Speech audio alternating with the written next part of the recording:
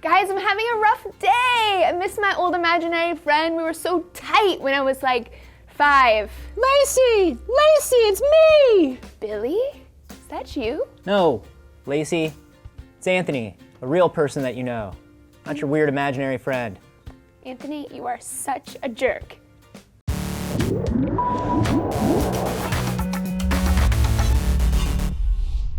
Hey everyone, Laci and Anthony here, and my imaginary friend is not stupid. He probably was though. Okay, then I guess nearly half of kids are stupid because that's how many kids have imaginary friends, approximately. For real, Zusa, have you ever met a kid with an imaginary friend? Yeah, my friend David, when I was a kid, had an imaginary friend, but I don't know if he was a real imaginary friend or if it was an imaginary friend he used against me, because they would team up on me.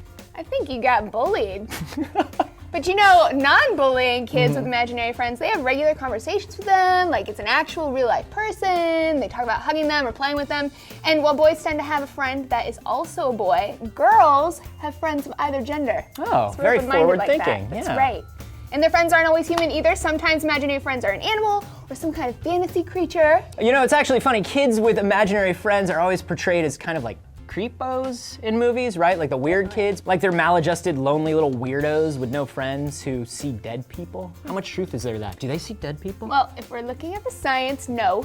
Psychologists pretty much agree that kids with imaginary friends aren't creeps. They're well-adjusted human beings, maybe even better than those who don't have an imaginary friend, because they're less shy, they're more creative, and they tend to be very empathetic kids. They have an easier time putting themselves in someone else's shoes and understanding other people's pain.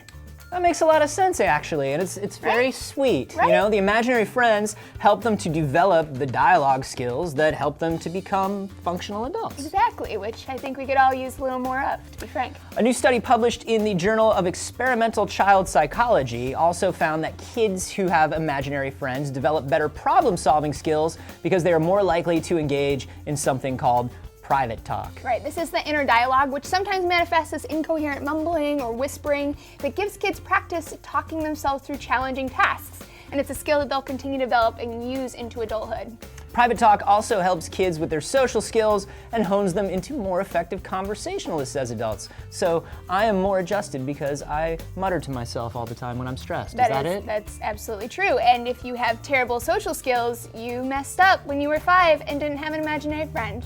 So, science, everybody. Science, making you feel like a failure. 24 hours a day, 7 days a week. Why didn't I have an imaginary friend? I don't know. Thanks for joining us for D News, everyone. And hey, do you like my shirt? I love your shirt. I feel like I've seen that shirt somewhere before. I don't think you have. Okay. So you can get this shirt and lots of other quirky stuff from Loot Crate, which is a subscription box service for geeks. You should check it out. It's at lootcrate.com/dnews. And let us know in the comments or on Twitter at DNews, have you ever had an imaginary friend? Let us know. We'll see you next time. Say goodbye, Tommy. I can't do it. I can't do it right. Yeah, well, you're not 5, so.